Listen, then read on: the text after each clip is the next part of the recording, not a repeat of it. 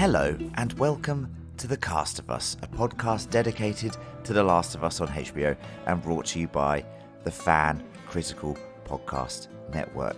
So, obviously, there has been a change up this week with HBO releasing the episode nice and early to avoid the Super Bowl, something that we know loads about. That meant that there was no hot take, as myself and little Gareth were busy, but thank you for joining us for this full review, deep dive, and spoiler cast on episode 5, with, of course, Click a Corner at the end. And boy howdy, what a brutal episode it was. To trudge through the wreckage after such an episode, I am joined by my clan of survivors. First up, he is the most wanted man in the podcasting world. Much maligned for his harsh critiques and colourful language. It's John. Yep, hello there. That's all right, I'll take that. Most wanted man. Or woman, yeah. Person. Woman, yeah. And a close second, and joining him is a man that has been sheltered from the harsh realities of the world, playing with his crayons and drawing pictures. It's Gareth. I'll take that as well. Creative. Yeah. Good. Yeah, don't draw on that. Yeah. You've been told already, haven't you? Well, everyone else is doing it, so... Yeah, that's food. Don't draw on the food. It's a rocket ship, that's all I'm doing. No, I'm sure Okay. it is. Yeah. Len's here as well, isn't he? Yeah, we give you a little intro. Yeah, I'm Len. Most capable out of the three of us, as we've already discussed. The Melanie Linsky of the podcasting world. You small mouth. I think that's such a harsh... After seeing some backlash online to Who's her that character. harsh on? Who's that harsh on? Yeah, It's harsh on me. her. Yeah. Right. So, obviously, no hot take, like I said. Let's jump in to our thoughts on episode 5 of The Last of Us, titled Endure and Survive. Okay, what did we think? How many bloobs? And as is tradition with these deep dives, even though me and Gareth hadn't given any of our thoughts, we're going to start with John. Good. Well, obviously, because there's no hot take, I don't know what I'm supposed to say, so I'm just going to have to guess, right? Yeah, yes, please. Let's start with the negatives. Here we go. And I think I have to because That's unusual.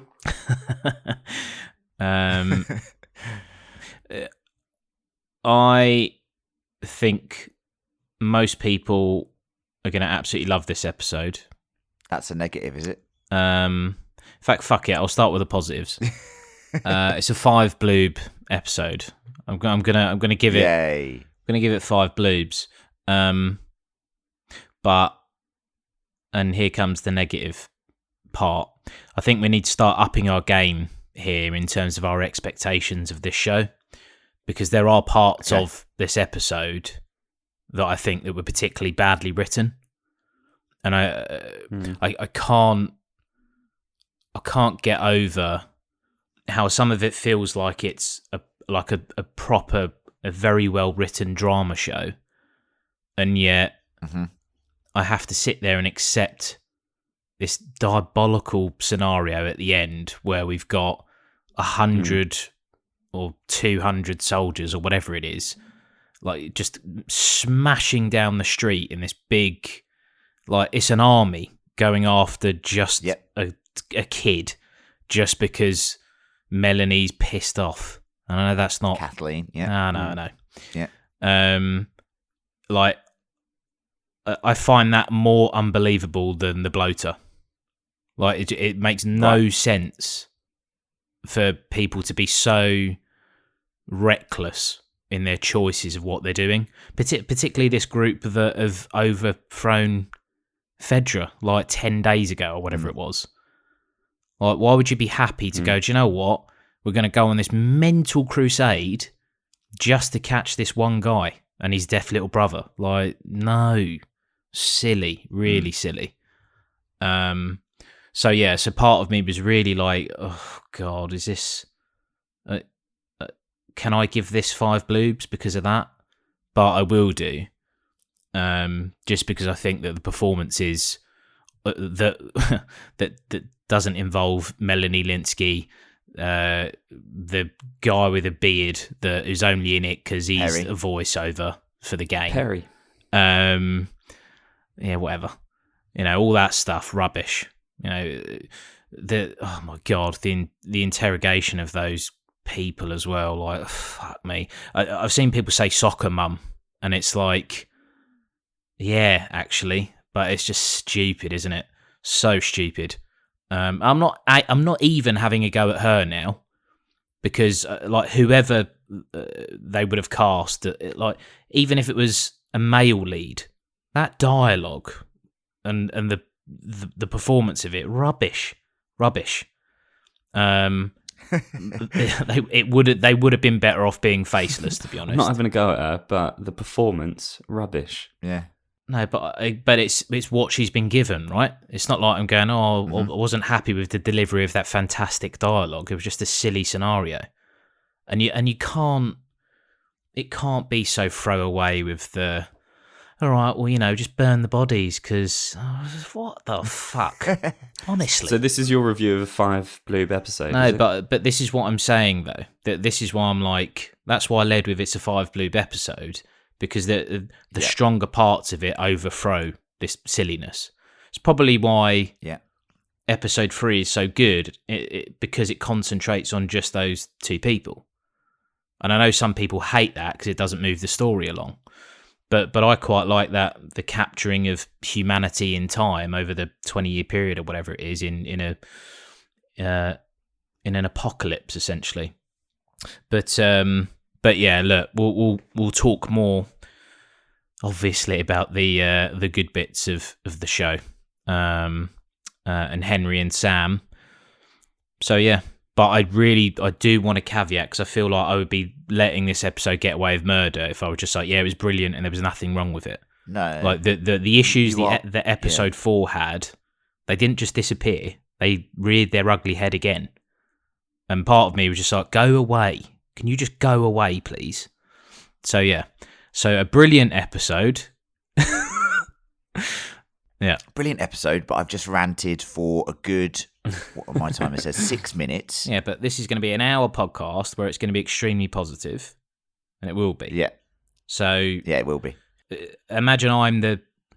do you know what? Just imagine I'm the Melanie Linsky of this podcast. So once I stop talking, it's going to be a banger. You said honestly. I was that. You said I was that, but then no, I know, now but I I've look changed at it you, now. No, because I people are see listening to this going, shut similarities. up, go away. What poor performance and his small mouth.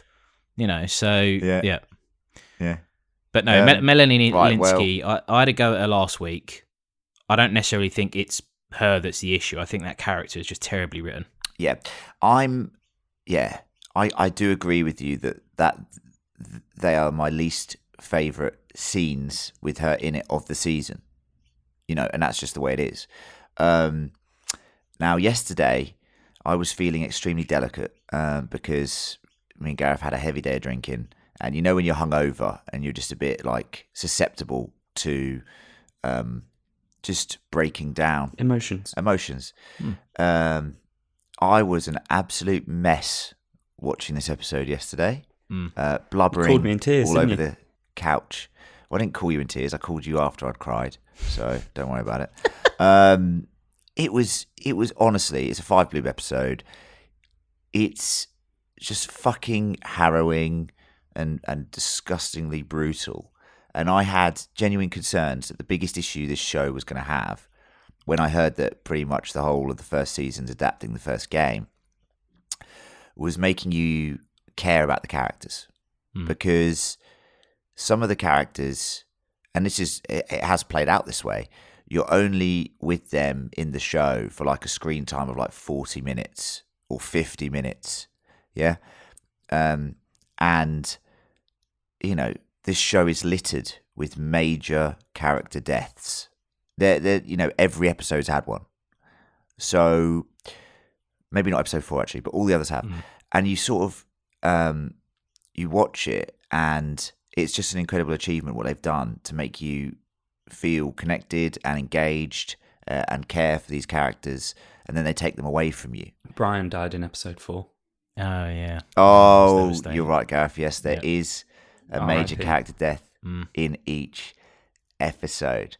The Sam and Henry ending is one of the most iconic moments from the game. And I remember playing it for the first time, and it just ripped my heart out because that's when you sit there and just go, "This okay, right? This is a lot." And it's one of those games where, although you just want to play on and keep playing, mainly for the story beats, you get to like those sorts of story beats, and then a new season starts in the game. You don't get this aftermath situation, and you have to just put the controller down, take a minute to process everything that's just happened. And I kind of feel like that with the show. I kind of feel like it's just a heavy show, isn't it? It's just a lot to process. And even though I knew that moment was coming, it still was very, very effective. I thought Bella Ramsey and Kevon, their relationship in this episode was just glorious, beautiful. Such a refreshing glimpse that we get before it's snatched away from us. And I think Bella's really coming to her own as Ellie in this episode. And the set piece is amazing. It's hands down a 5 bloob. I'm traumatized by it, which means it has done its job, I think. And that's, for me, that's 4 or 5 bloob episodes out of 5 now. This show is, I know we're hyped about it and we're podcasting about it, but the level in which this show is delivering week in, week out is actually astounding. Like, really. So I just very, very happy that it's a video game adaptation that's turned out this well. And now, on to little Gareth. What are you thinking, mate? What are you thinking over there in that little melon of yours? Quick disclaimer and apologies. The Super Bowl has messed up our schedule, which has meant I've had to record in another room where you might be able to pick up on the occasional babble from Me. Gaka. Shut up, John. So if that if my daughter decides to share her views on the episode as well, then take them on board. They make a lot more sense than any of ours. You shouldn't be letting her watch this, genuinely. Yeah, no, just this episode. This is the one I kept her away from. Oh, yeah. Yeah, I mean, to be honest, I'm probably just going to kind of synthesize what both of you have said, because I wouldn't say the exact same concerns as John, but there were a couple of things that sort of annoyed me. But they're things that annoyed me at like a 5 bloob level. Like this episode was fantastic. Again, the show's ability, like you said, Len, the show's ability to introduce characters to you and then rip them away to devastating effect, like just an hour later, is unreal. I don't know how they're doing it, how they're making us care quite so much. Good writing and good acting, I guess, and that is why I was devastated to see Kathleen go. Yeah, I was hoping I think Joel would turn around after going to Henry, like, you can come with us to Wyoming if you want. And Kathleen, do you want to come to Wyoming as well? Or yeah. We got 3 seats in the back of this utility vehicle. It's one awkward car journey. Jesus. Yeah. I think the thing that annoyed me towards the end was just the convenient timing of it all. Like when Kathleen's got her gun out and she's like, "I am going to shoot you now once I've told you why," and then like, oh, she was just about to pull the trigger, and then the truck fell into the ground, and all the monsters came out. And then in the melee, while there's all this going on, she decides to sort of take the time to go and stand and point the gun slowly and say, "I'm going to shoot you again, this time for real," just as a little a little gymnast zombie comes and gets her. Yeah, terrifying. Yeah, they were terrifying. But it's those like little contrivances that I think I get what you're saying, John. Like you just sort of expect better than that with this show, because everything else is at such a phenomenal level, and the rest of the episode was at a phenomenal level. It was, I think, Henry and Sam are like such a likable duo, and their ending, oh my god, that is devastating.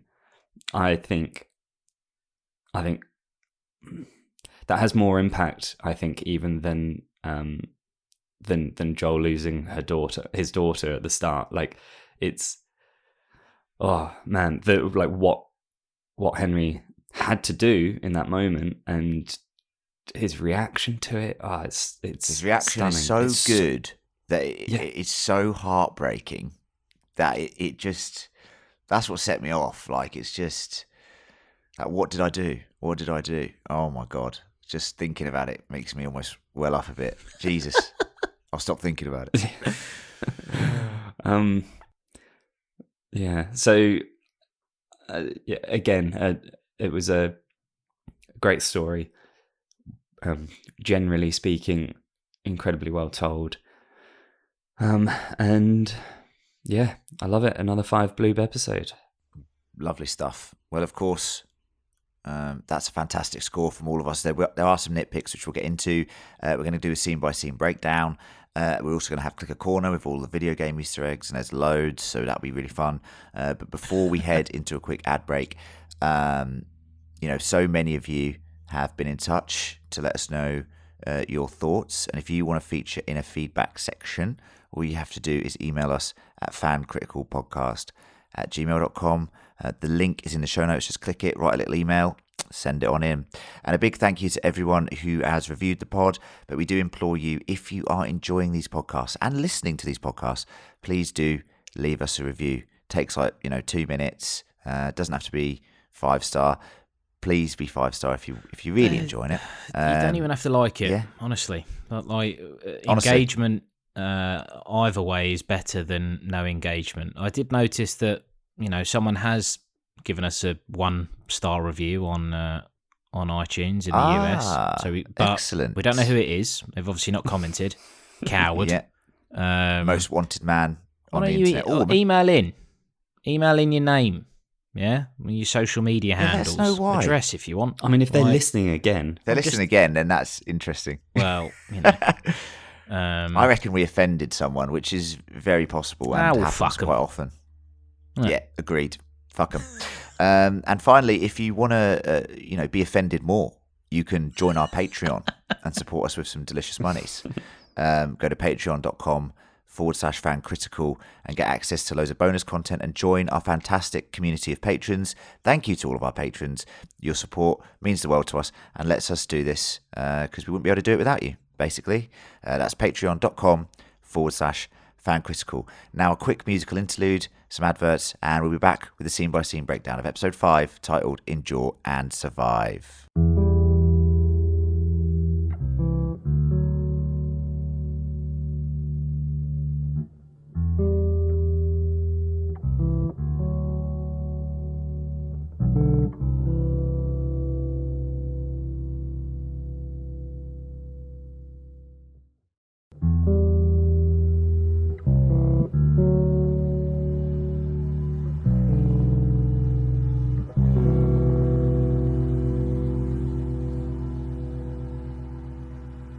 Okay, we begin this episode with the Revolutionary Army destroying Fedra, brutally murdering soldiers and collaborators. Kathleen tries to find Henry's whereabouts and successfully gets a lead from the rats before instructing Perry to execute them all and to burn the bodies because it's easier, yeah? It's a bit of a violent opening, isn't it? They aren't just killing these Fedra soldiers, they are torturing them and brutally murdering them. We even see one soldier with 100 knives in his chest. I guess that's a nod to Julius Caesar, and they're all guilty or whatever. Well, that was like 27 though, wasn't it? Yes, Gareth. I mean, I don't remember how many people were in the Senate, but maybe it was 27. I think it was a few that were off work that day. Yeah. Working from home. Not feeling too good. Yeah. I think it's going to kick off. We're all later, involved honestly. in this. What do you mean? I was at home, for fuck's sake. Yeah. Anyway, I've put here, and we're going to start off the bat, obviously, with what John perceived as negative, what I perceive as weak, but is Kathleen. And I actually thought her interrogation scene here, John, was better than last week's with the doctor, personally. Right. I did. I still don't think it's that good, but I think it was better say than the that doctor. Then. Have some bollocks for fuck's sake. Like, honestly, I'm being honest. That's a very British phrase I've used there. So it's just, Grow a pair. just be honest about it. Because I know after we stop recording, you're going to be like, yeah, that was rubbish, wasn't it? But I was too scared to be honest. Be honest. I'm telling you, it's rubbish. It's not a slight but on it's her. better than last week's. All right, but it's still rubbish, isn't it? Officially. If we were quoting you. Don't quote me ever, listeners. Dear listeners, do never quote me. Alex Leonard on The Last of Us. Rubbish. There's evidence now. Yeah. Nah, look, I actually think the scenes of Fedra being brutally executed and stuff, that is actually very effective. And I think we need to see how they are overthrown, because it's 20 years of, their tyrannical rule, I guess you could say. And when this happens, see, in the game, you sort of approach this situation and it's already happened, and you don't, there's just little nods to it on like the wall, like there's some Fedra soldiers hanging, and some graffiti here and there that alludes to what's happened. So I guess seeing it is actually quite visceral, and we need to know how this group came to power. Yeah. The big issue I have is I don't fully believe that Kathleen is their leader. No.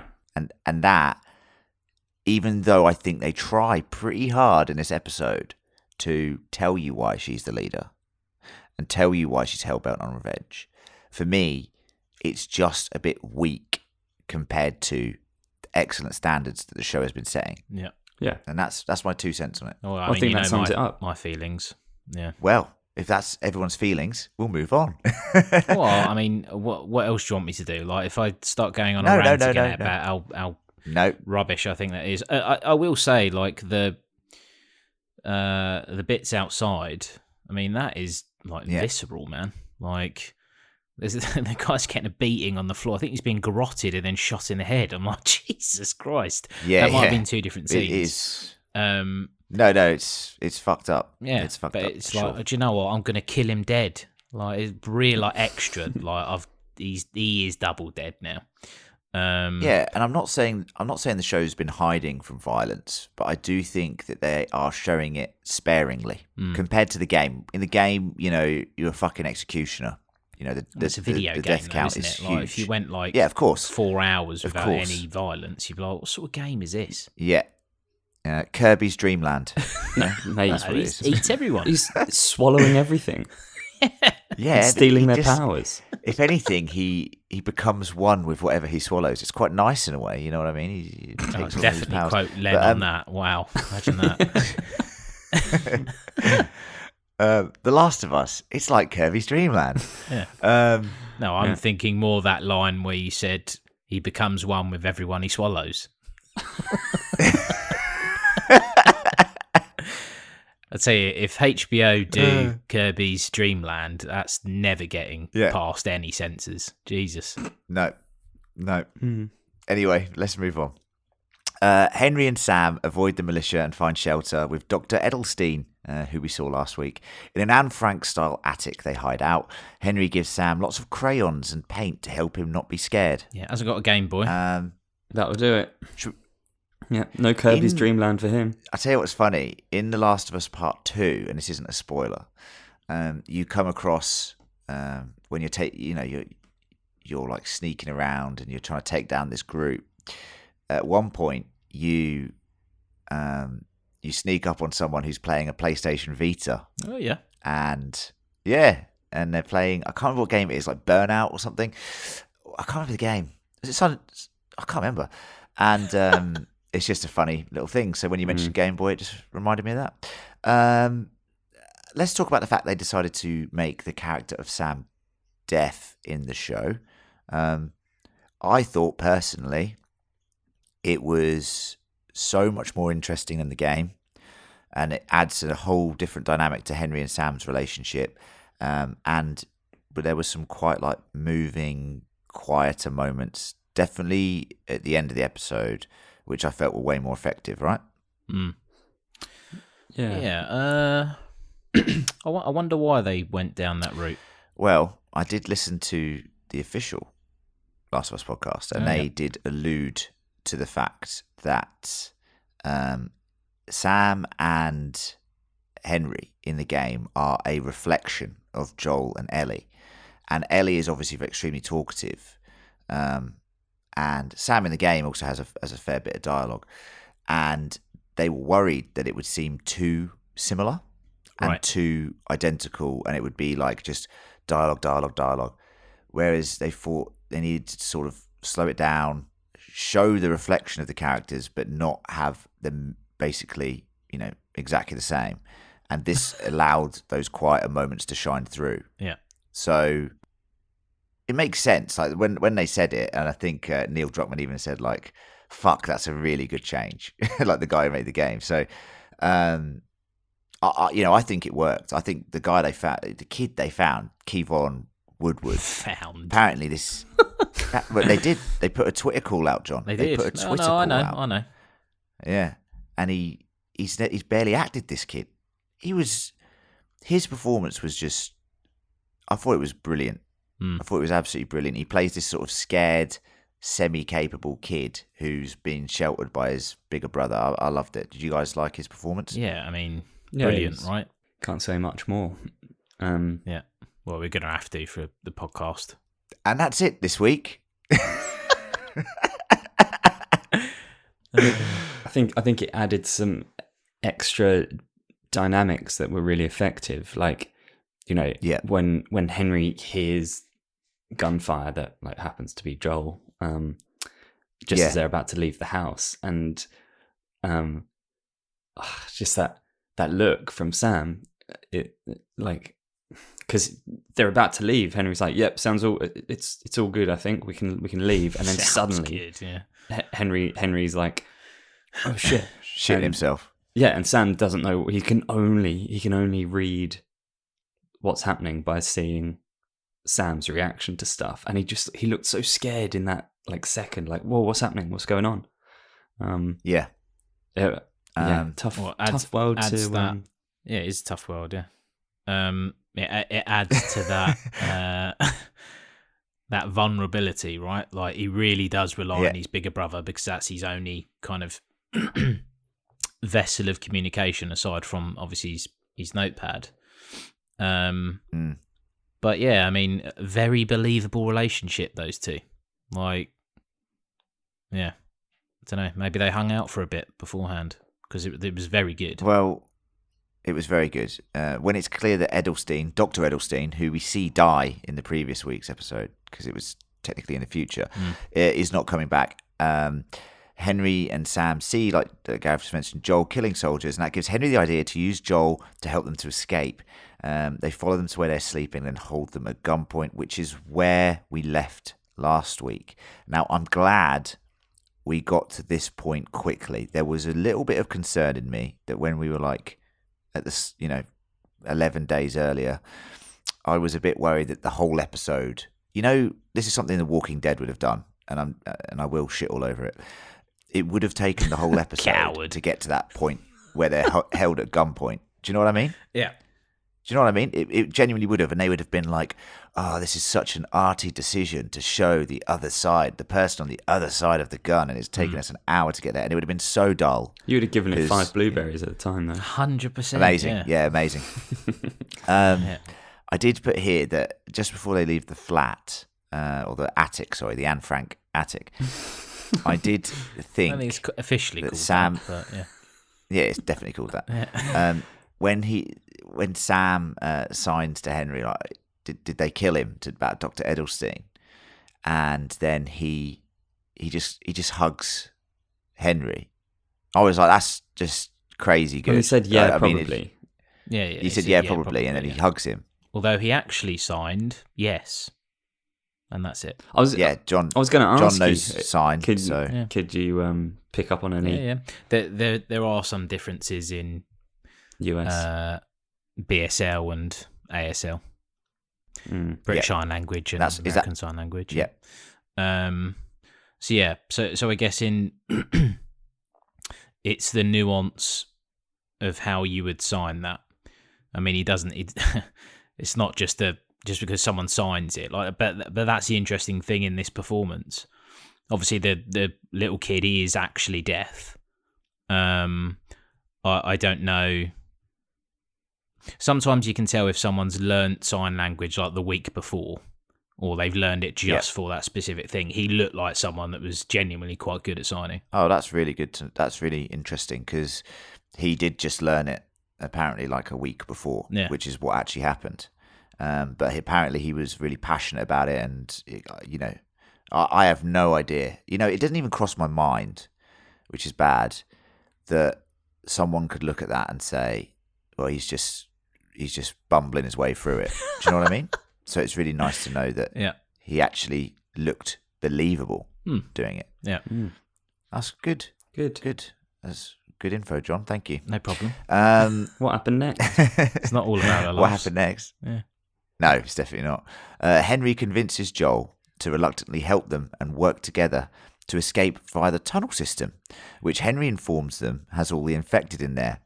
And then Sam and Ellie have some lovely giggles together. Obviously, it's the pun book coming out again. So lovely. It's interesting. The dynamic here is Sam is 8 and Ellie is 14, whereas in the game they're the same age. So they've aged Sam down, which I think works well. I've also put it's funny here that Henry is non-violent. In the game, he's very capable, which, this change to make him a bit of a pacifist of sorts is a bit of a juxtaposition to someone like Joel. You know what I mean? It's that mirroring of their sort of parental relationship, but one extremely violent and does what needs to be done. The other does what needs to be done, but is not very violent. So I thought it was interesting. I just think it's an interesting change. One noisy, one quiet, one violent, one non-violent. Those are the... You got it. Yes. You got it. When you boil it down like that, Gareth, it does sound very basic. But no, but then they went, right, let's carefully craft this out and write it for 2 to 3 years. Whereas with the other one, they actually lost the paperwork. So they were like, we literally just says be a terrible villain.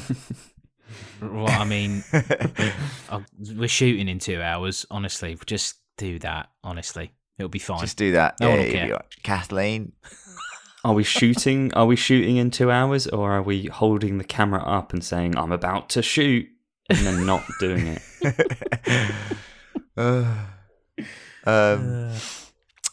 I thought the dynamic between the kids, and this was a concern,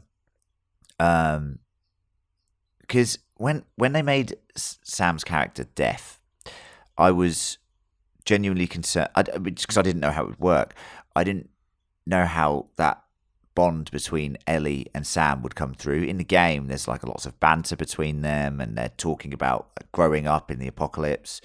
And obviously, you can't just do that when they're walking through the tunnels and stuff. You know what I mean? You actually have to stop and write it on this Etch-a-Sketch, which is a fantastic plot device. And pays off tragically at the end of the episode. But, I was worried. I was sitting there going, I just don't know how they're going to do it. But Bella was fucking incredible. The way she becomes a parental figure to Sam, I thought was just beautiful. And you get little elements of it here. But it mainly, we'll get onto the classroom scenes in a bit, but that's where it really begins to shine.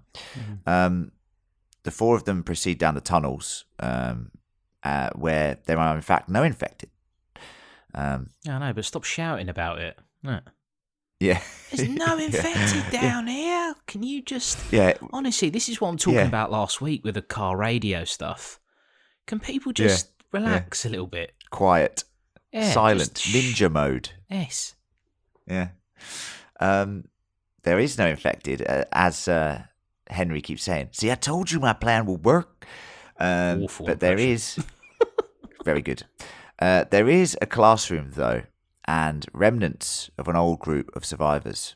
Ellie and Sam read Savage Starlight, kick a soccer ball, and just be kids for a little while.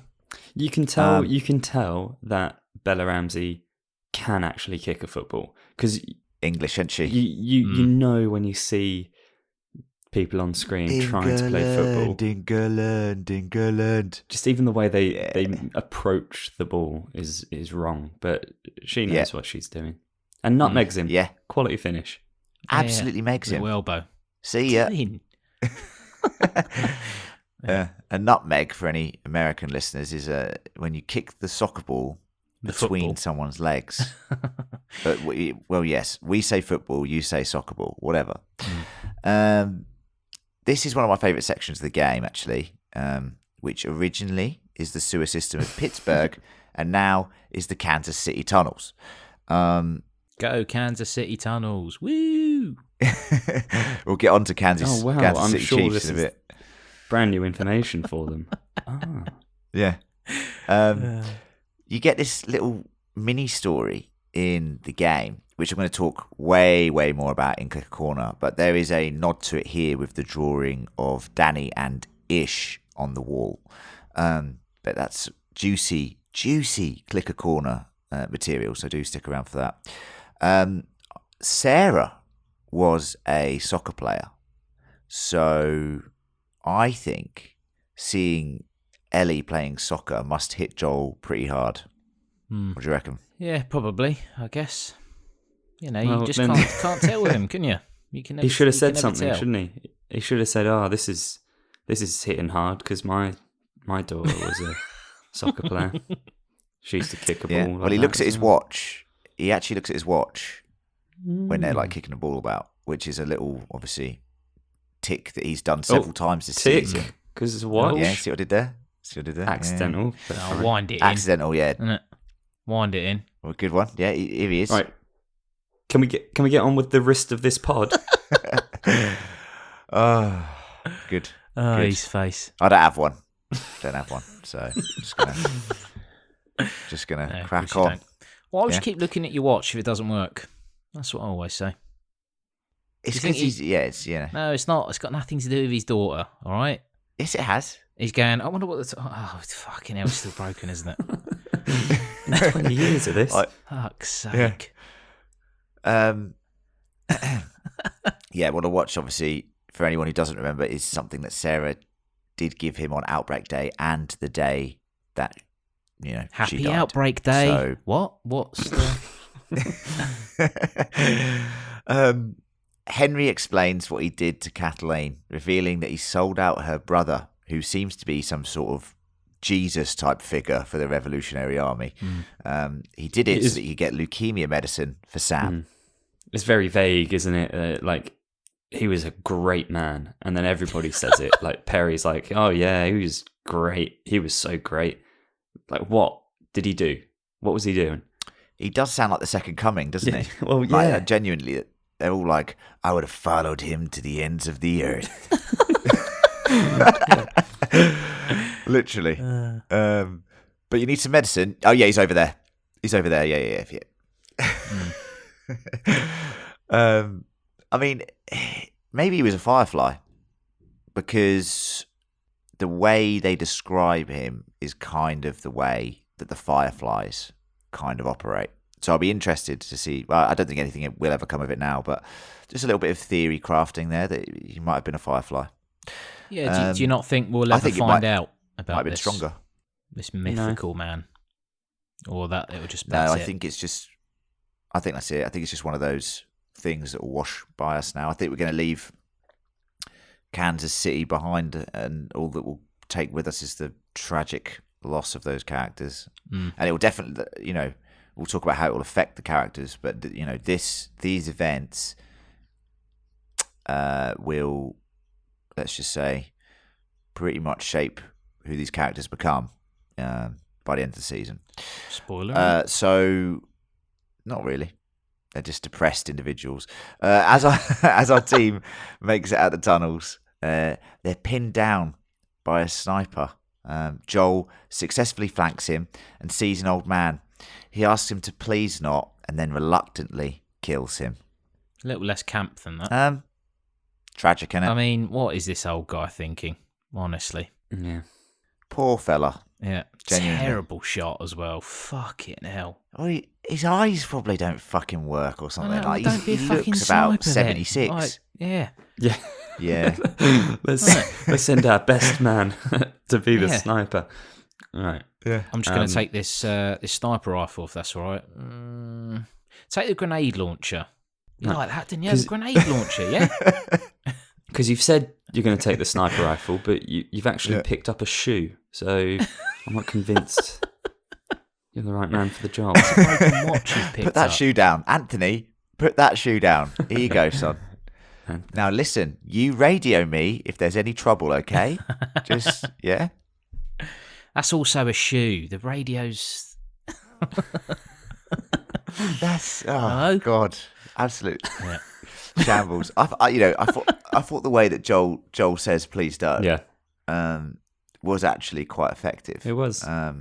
He doesn't want to fucking kill people, man, but he's that person that has to do it because no one else will. Like, it's just, I feel for him. I do feel for him. It's annoying, that, isn't it?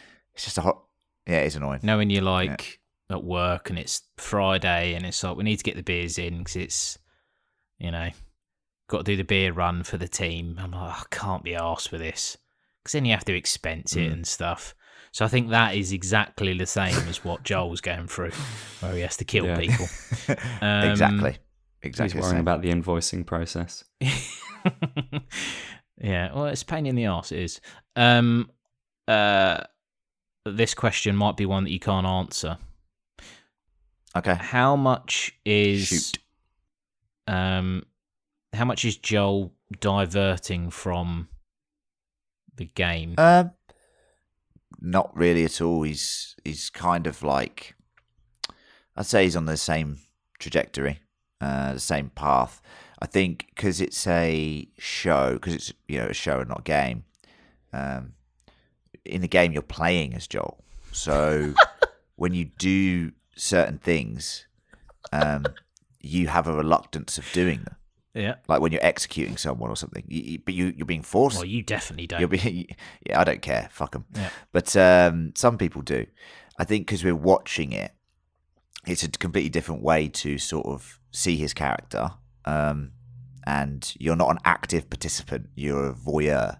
And I think that is the only thing that's really different at this stage. His character is definitely on the same path, and there is a reluctance in the game where you see these, especially with the Sam and Henry stuff, you see him and Henry giggle and have fun together, and you see the old Joel, the one that we saw Outbreak Day, with Sarah. You see him. He was a barrel of laughs then as well, wasn't he? A couple of hours before Outbreak Day. Yeah. So, it's a good question, John. I mean, I think it's on track, is what I'll say. That's not a spoiler or anything. I think Pedro's doing a great job. Is he as warm as Joel is in the video game at this point? At this point, Joel is still pretty. As I said, he's the only reason he's warm is because Sam and Henry actually create this fun group. It's not fun. I mean, they still have some terrible things to do, but they have moments where they chat and laugh and but Joel towards Ellie at this point is the same, like a bit cold towards her. Doesn't really see her as his surrogate daughter yet, which is obviously where the story's going. Signed up for that, but yeah. He definitely didn't sign up for that, and that is what he's trying to do this whole time now. is close What's himself going off. on here? No. Yeah. We joked around about the old fella and the shoe and that, but he's actually use the radio and not shoot. And he has nailed contacted it. Kathleen. And as much to John's hatred, the whole army, and they are quickly approaching with all of their forces. Mad Max, isn't it? Oh yeah. It's very Mad Max. Just walk away. You've got to come on, Len. That whole army turn. No, I agree. No. And I think obviously the showrunners are trying to justify it by saying, look, we've shown you in these scenes, like Kathleen was even told to forgive, but she's got a vendetta, and Perry even says to her, "We're all with you," in a previous scene. And I don't even want to talk about that scene because it's just boring. But like that scene earlier when she's in her old bedroom, they're really trying to sell it to you like, nah, the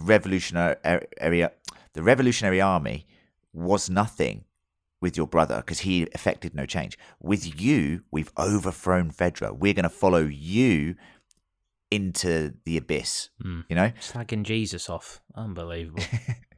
It kind of tries. I know what they're trying to do. They're trying to sell you. However, it blows my mind that there are that many soldiers there for 4 people essentially. Now, what I will say in defense, John, is in the game and kind of in the show, Joel is slaughtering these people, right? And they're like on a crusade to find him because he essentially wipes out their whole fucking army. Here, I don't think it's as believable, but there is a genuine reason. You know, it's not just Henry. There is this guy who's murdering them. Yeah. You know, and they talk about it a lot. You overhear their dialogue, like this man and a little girl. Like, you know, where the fuck are they? They're going to pay for what they did. Okay, fine. Send 10 people then, but come on. He kills 10 people easily, mate. He's a fucking... I don't know. I mean, he struggled with that little boy that was about to kill him. Fucking He just needs a shoe. Well, that's true, Brian. R.I.P. The run truck's about to run Ellie over, right? And Joel shoots the driver. The truck crashes into a house and explodes. Did you like that? You like that, did you? Yeah. Acceptable. Acceptable. Fun fact, they actually built this entire neighbourhood from scratch. It's a bit much, isn't it? Yeah. They just fucking left crazy. No, look, there you go. Look, we built some sustainable housing for you. What the fuck? Now you can move into this afterwards. Exploded it all. No, look, someone could sleep under that rubble over there. Isn't it? See you later, Kansas. Where's the bloater? We finished shooting. You can stay in that house now. Yeah, that's yours. Yeah, giving that to you. So. Look, the set piece itself, what happens there, and everything else afterwards. Yeah, it's cool. It looks amazing, doesn't it? It does. It looks $1 million. Yeah, literally. It wasn't. It must have cost more than $1 million. Fucking hell. I reckon it cost like 10 million, probably, or something stupid. Yeah, write in. Anyone that was involved in paying for that scene, if you could write in and let us know. I think old Linsky was on the old bunts just for turning up. I think big bucks. Yeah, look appearance good. Fee. Look good. I mean, Gaz has alluded to the whole fucking convenience of it, but oh yeah, we're going to talk about that now. Yeah, so getting there right is a car crash, literally. Yeah. I put here, John. Kathleen has Henry, Sam, and Ellie pinned down, and she's finally about to get the revenge she wants. However, those infected that were forced into the tunnels spill out of the wreckage and a hole in the ground from the run truck. In a scene reminiscent of World War Z, clickers, runners, stalkers, and even a bloater emerge from the hole, and all hell breaks loose. Now, Gareth, do you want to talk about the James Bond style villainous moment of truth? It's the James Bond villain syndrome. Although I can't remember what she actually says, probably because it was not particularly memorable, but just holding the gun at him for so long. Yeah. No, Mr. Bond, I expect you to die. Why are you saying that?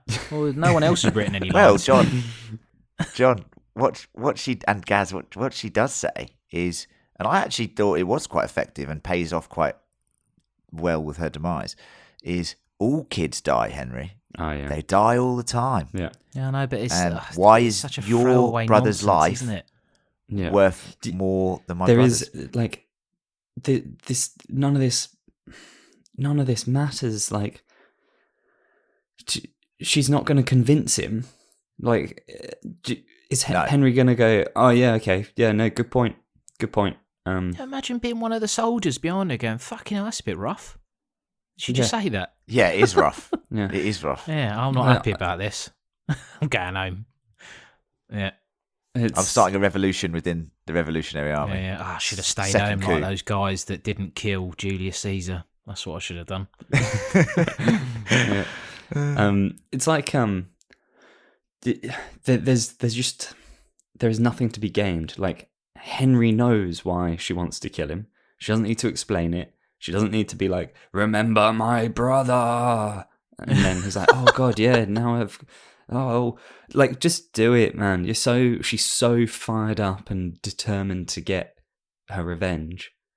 Surely she should just take the opportunity while it's I'm presented not even itself. sure she's that fired up, is she? Well, no. I mean, she says she is. Oh, look, I I am am. really fired up at the moment. I am. Honestly, furious. fuming. I can tell you. Let me tell you, I am one angry boss. So Yeah, wherever you leader are. of this army. They're beyond that car. Even when the truck's falling in, like she should just turn around and kill him. I mean, All right, well, kill him She first, then let's see what's going on with this truck. right? Yeah. Yeah. I've put here Perry tries to take down the bloater and is ripped in half. Head ripped off. innit? So, which is a nod to the game, and we'll talk about that in Clicker Corner as well. You know, when you run out of ammo, just run. Yeah, don't just fucking stand there. Yeah. I like the way that Jesus. he's like, you go stand over there because this is my death scene now. Yeah. It's great, isn't it? Yeah, this is my moment, my time Yeah. to shine. Go on, off you go. Joel, meanwhile, provides excellent sniper support, clearing a path for Ellie, and we see what is arguably the creepiest clicker, a small girl gymnast clicker. Ellie then goes to rescue Sam and Henry for some clickers, and they rendezvous with Joel. Rendezvous. I will say that Joel's sniping is reminiscent of me on Warzone. Just deadly accurate, Yeah. providing constant support to you. Good for Little you, man. sausages. See, but the thing is, Yeah. that was his job in that world. Yeah. And What do you mean? Essentially, What do you mean that's you his job? playing He's a Warzone- construction worker. No, he was in the army, right? in the No, army Tommy before was in that, the yeah. army, you dingus. He was in the army as well. We went with him, you dingus.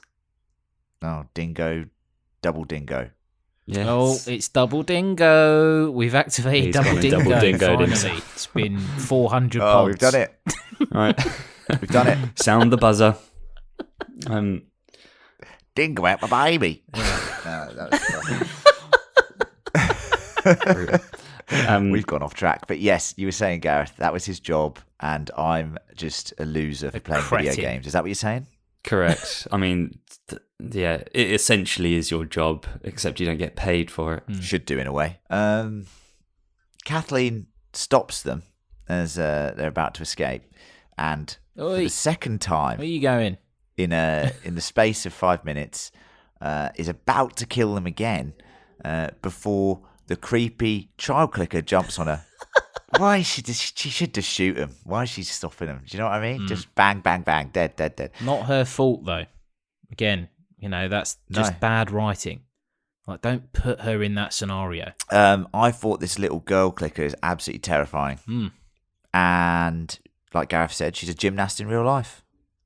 You know what I mean? No, not anymore. Well, Well, I don't think they actually killed Oh, did they not? the. no. It's not makeup, is it? No. That must be expensive. In the game, you don't really get these child infected. You know what I mean? I don't know whether that was a I know what you choice mean, yeah, because yeah, it's yeah. quite Yeah. harrowing. But then What you does play he mean games there? like Silent Hill, and they've got those zombabies. Remember those, Gareth, in Silent Yes. Hill? Terrifying. But they don't really have that here. So to see it, I thought was actually very effective. Mm. And look, zombie kids are always terrifying. And I know they're not zombies, but I've always said zombie babies, zombie kids, terrifying. Right? Mm. Yeah, that little flip into the car. Ugh. Yeah. Fucking hell. Mm. And the fact that she kills Kathleen right after Kathleen has said, kids die all the time, yeah? Yeah, well, this one did, or is sort of alive in a way, and is now ripping you apart. Someone could have said that as a line. Well, now we actually, that thing you were saying about the kids, can we just go? Oh, yeah, sorry, yeah. Yeah. And that's the end of Kathleen. Mm. So John was like, yeah, all right. Yeah, Smashing his popcorn down, just episode, all in his beard, Devastated. spitting popcorn and beer out, cheering at the telly. Yeah, I know what you're like. Absolute shambles of a human being. It's a chicken in the beard, even though I've not had any chicken for 4 days. Like, what's going on there? Yeah, great. Yeah, go, die, Kathleen. It reminds me of that time we were recording a podcast at Christmas, a Christmas special, and we were at Gaz's, and we were in the studio. I say studio, we were recording on top of a pool table, for fuck's sake. And Gaz's fiance at the time was just bringing us snacks, and we just forgot we were recording, really, and we were just eating these snacks as we were recording. Like, so what did you think of Spider-Man? Best thing about Home Alone 2 is it's really violent. Just cracks me up thinking about that. What's anyway, the real message of Christmas? Horrible, isn't it? Yeah. I don't think anyone wants to hear anyone eat down a microphone. I think there's up there. It's quite a big community on YouTube, isn't it? What's it called? People get paid to do that shit. Oh, that's true. There is. Yeah. Maybe that's our next project. And if you go to patreon.com/fancritical, you can watch John eat Food critical. Whatever you like. Yeah. Oh, mud again. Fuck's sake. When's he going to finish that chicken? Yeah. Anyway, we think everything is okay. But in a quiet moment between Sam and Ellie before they go to bed, he reveals via his Etch-a-Sketch that he has been bitten. She thinks her blood might be the cure. She puts it on his bite and then promises to stay up with him. In the morning, though, as she goes to Sam, it's clear he's become infected and goes to rip her to pieces. Joel can't help as Henry holds him at gunpoint. Then Henry shoots Sam, and in total disbelief at what has happened, he then shoots himself in the head. Right. Jesus. Where to start with this? Well, I'll start moment. us off. Go on. So, I mean, obviously, he actually writes. So from memory in the game, she doesn't know he's infected, right? She just goes in the morning. Correct. And he goes mental. Yeah, he keeps it to himself. Yes. Yeah, keeps it to himself. Yeah. Yeah. So, I mean, he says when you become a monster, are you still you inside? Yep. Yeah. Which is, I mean, that's heartbreaking. I found that more heartbreaking than the turn and the death, to be honest. Yeah. Question. So she obviously goes, look, I've got magical medicine blood. Yeah. Yep. Now, I've heard a couple of people talk about this scene and they're like, well, maybe she thought it was going to work. Maybe she didn't. Yeah, I do think that. You think that she thought it was going to work? Yeah. I think they play into her still being a kid here. It's like a kid's view of science. She's like, oh, I'm immune. Maybe this will work. I mean, I don't think she's like 100% it's going to work, but she's like, yeah, this is going to work. You know what I mean? Like she believes, she's clinging on to some sort of hope that a kid would have. You know what I mean? I think she's a bit different. Like, I get what you're saying. Child of the She's apocalypse, different. isn't it?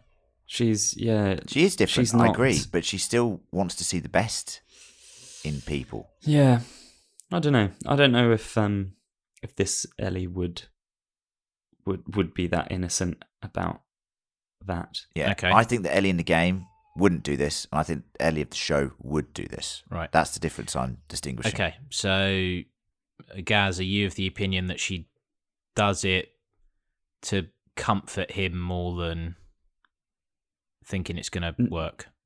No, I'm not. I think she does it because she thinks it's going to work. But I guess what I'm saying is I feel like that's a really slight misstep, in my opinion, in terms of character development and writing. Yeah. I think she believes it's going to work, but I don't find that particularly believable from her. Yeah, I think I do get it. I do think, and I don't think she necessarily believes it, but I think she's starting to believe, like that Matrix meme, that she's like the cure for the world. She is the second coming. They've even foreshadowed that, like her bathed in sunlight in episode 2, sleeping in like the fetal position. There's so much imagery around her being the savior that she's starting to believe that she has to believe that her life means something. And that's a theme that runs throughout the season and the show and whatever, the game. And I think this is a nod to that. And it checks her a bit. She's like, what the fuck? It didn't work. You know what I mean? Yeah. So the bit in the morning where she wakes up.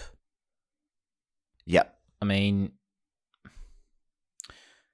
are we supposed to believe that she would wake up, look at him, and not be slightly concerned that he's sitting upright at the end of the bed?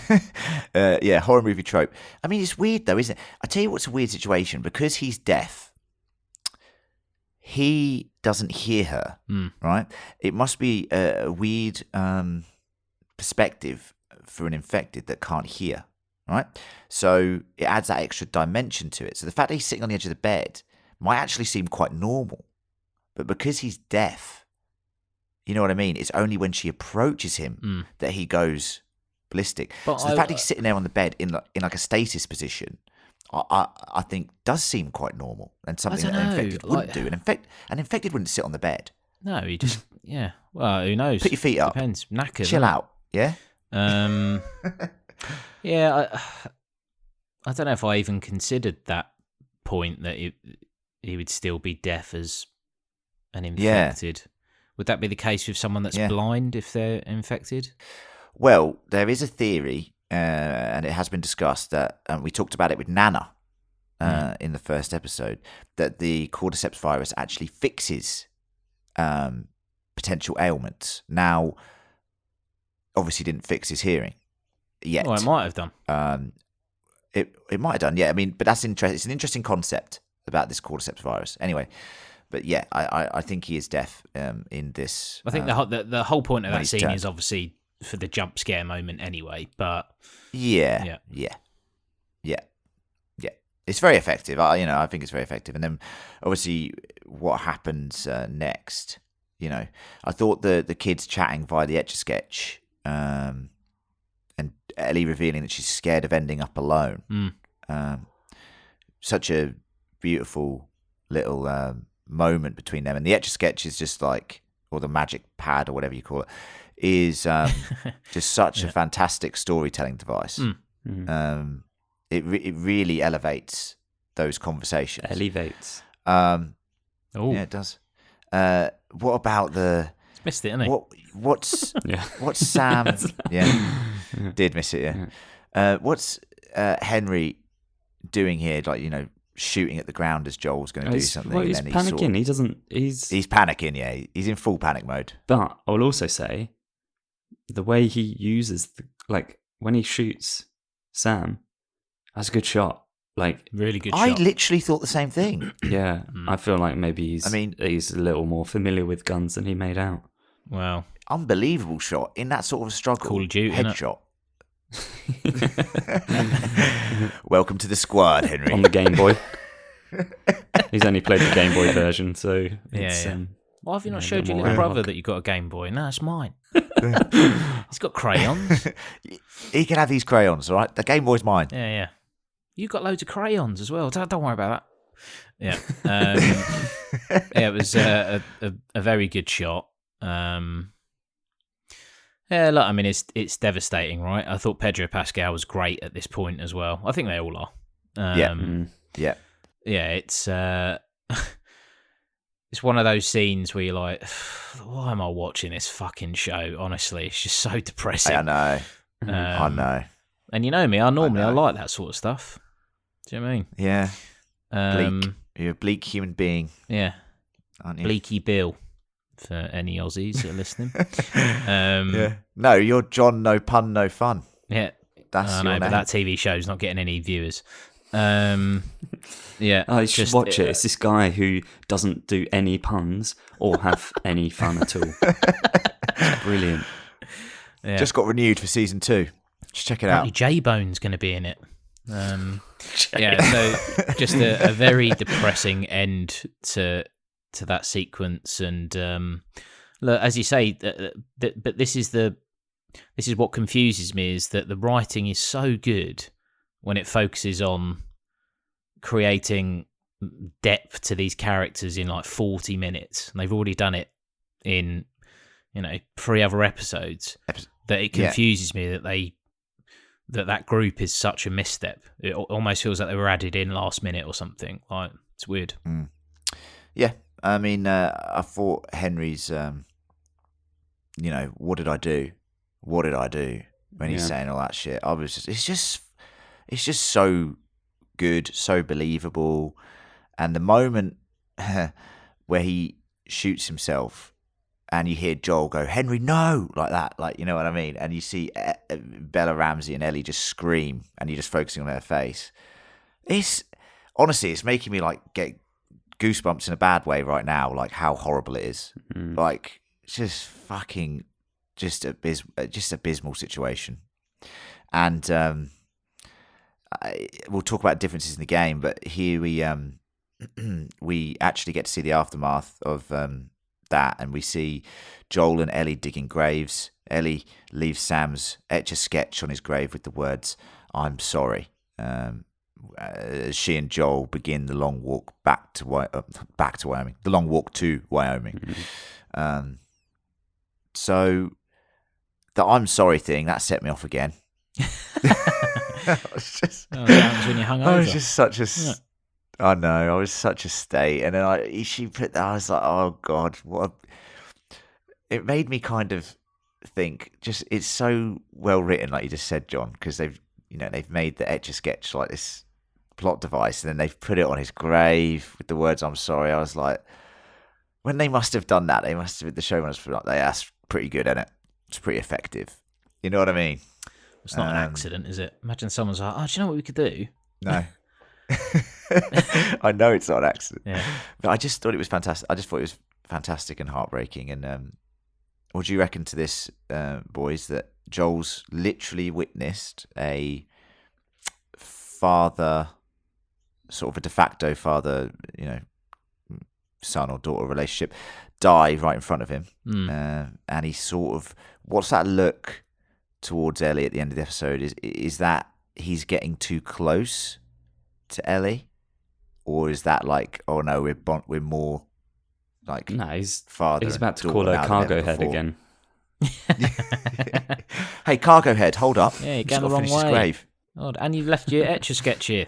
No, read it. Do you want to keep this or any Game Boy? No. Yeah. Now we're never going to make it in time. Let me just. Oh, for fuck's sake. I mean, he is getting closer. I guess the 20 minutes of TV before that, the strain on his face when he thinks he's watching her about to die, when he's constantly sniping, not zombies, but mental guys.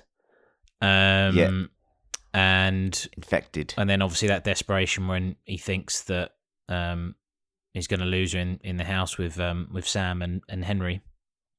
So yeah, he almost looks like it's that inevitable. He clearly doesn't want to get close because he doesn't want to get hurt again, basically. Yeah. And I think that's going to play into next week's episode. So we'll see how we go with that. Episode 6, titled "Kin," by the way. So that's a little spoiler All right, and that brings us to the end of the scene by scene breakdown. Now, before we jump into the patented Clicker Corner section, we have to say goodbye to one of our survivors. I've just left an Etch-a-Sketch on his grave with the words, we tried. Yeah, we tried, Gareth. That's what we did with you. I mean, I think I'm going on a supply rest in run. peace. I'm not dead. Rest in peace. Back next week with food. So me and John are going to go on a lovely adventure now. And let's be honest, if the three of us were trapped, who is going to be the best option for a supply run? 100% it'll be me. In and out quickly. They look at you, they already think you're infected in a way. That is what we call him. He's so sick all the time that they're like, ugh, I don't want to go near him. Yeah, no, that's in and out, boy. He's in and out in a jiffy. That's his superpower, is it? In and out. In and out. In and out quickly. Speed. That's what I'm famed for. Yeah. Yeah, definitely. So, all right then, Gareth. Right. We're walking away from your grave now. Goodbye. Bye-bye. I look forward to hearing all of our correspondence when I listen back to this. So you're going to get slagged off, mate. You definitely. know it as well. That's why you're running away. Definitely. That's one of my favourite bits. All right. So yeah. All right, mate. In a bit. All right. Now it's time to jump into Clicker Corner.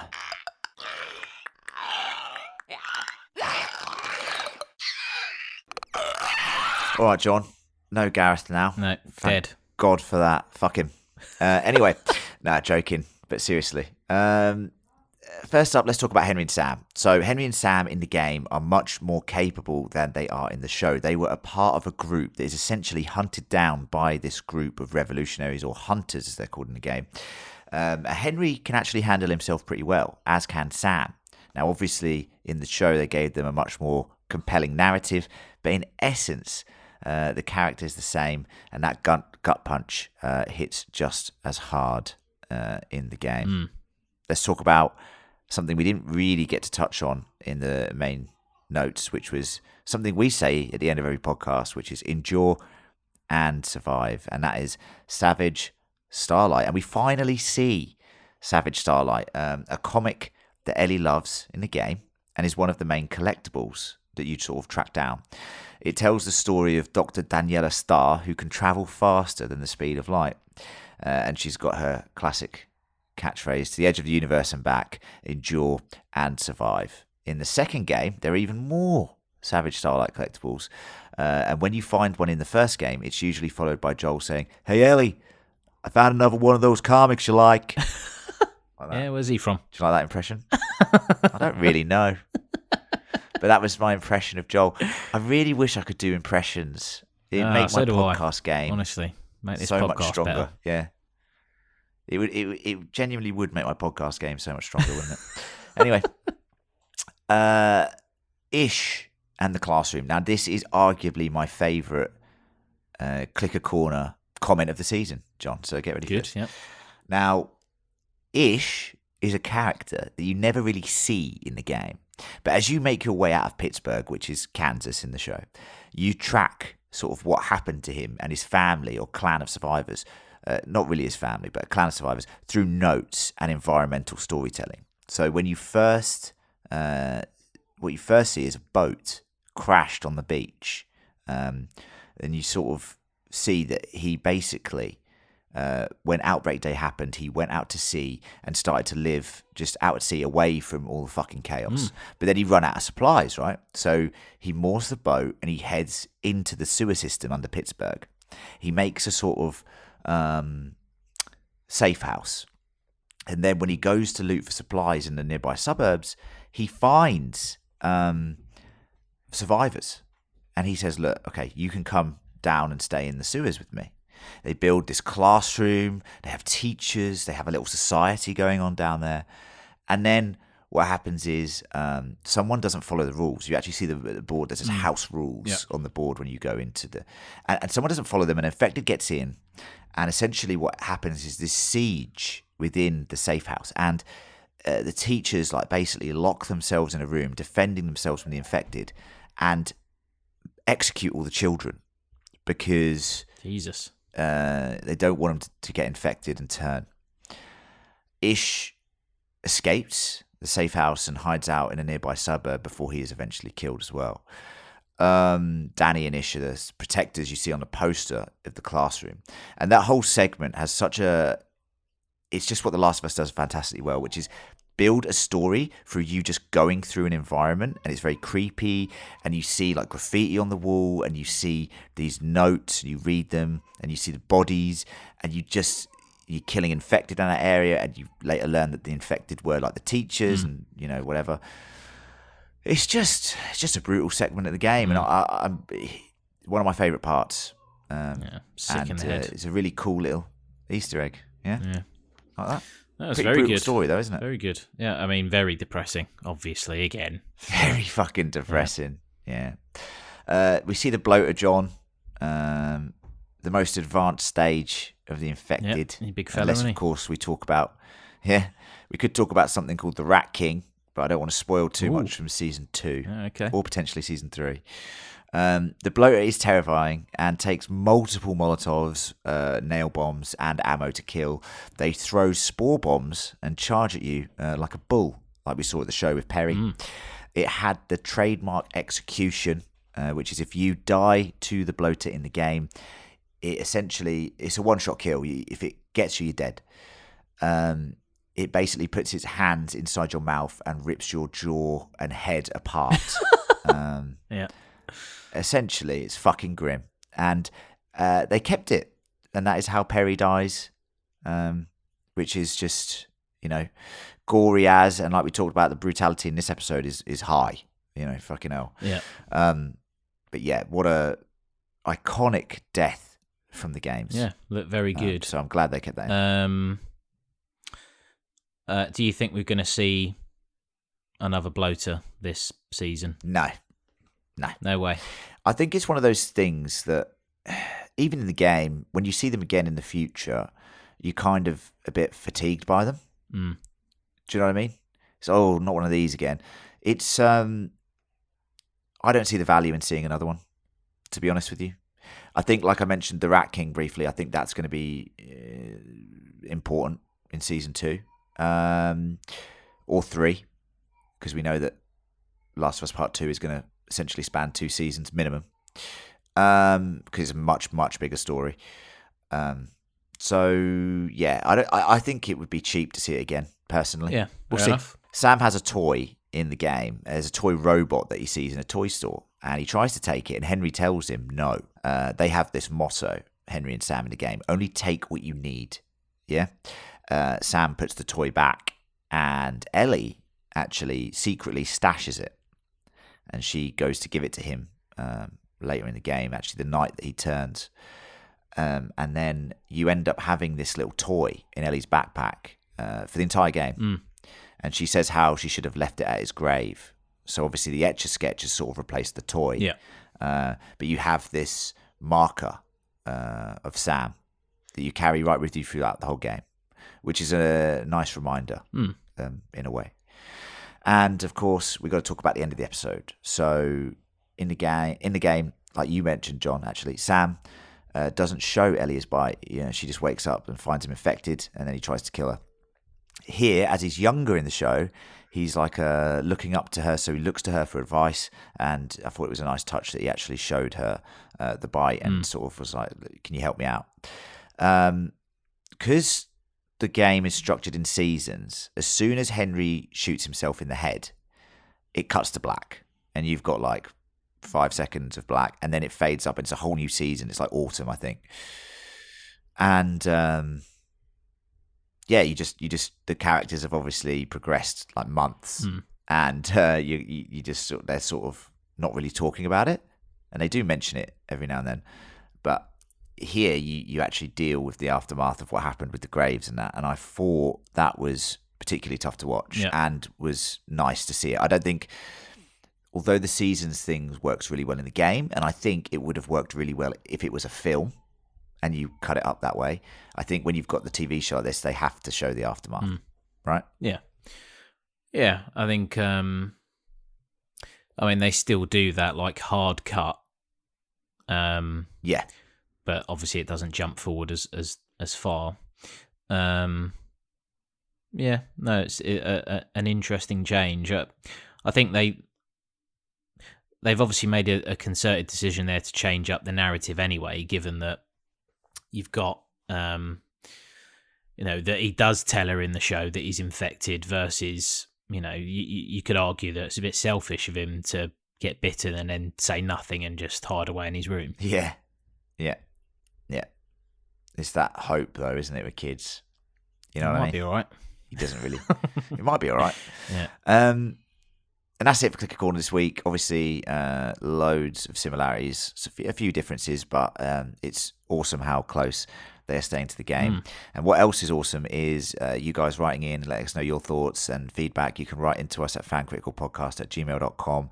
And we have some lovely notes from some lovely listeners. Good. First up, Sam Edelstein has said, team, good Clicker Corner content material here, and he has picked up on something that you mentioned earlier in the podcast, John, which is the bearded militiaman Perry was actually the actor who played Tommy in the games. Yep. And like you said, is that the only reason he's got a job on this show? Yes. Maybe. But I actually really thought he was effective, Yeah, he was and I all right. like his bearded sort of southwest accent vibes. Very cool. Yeah.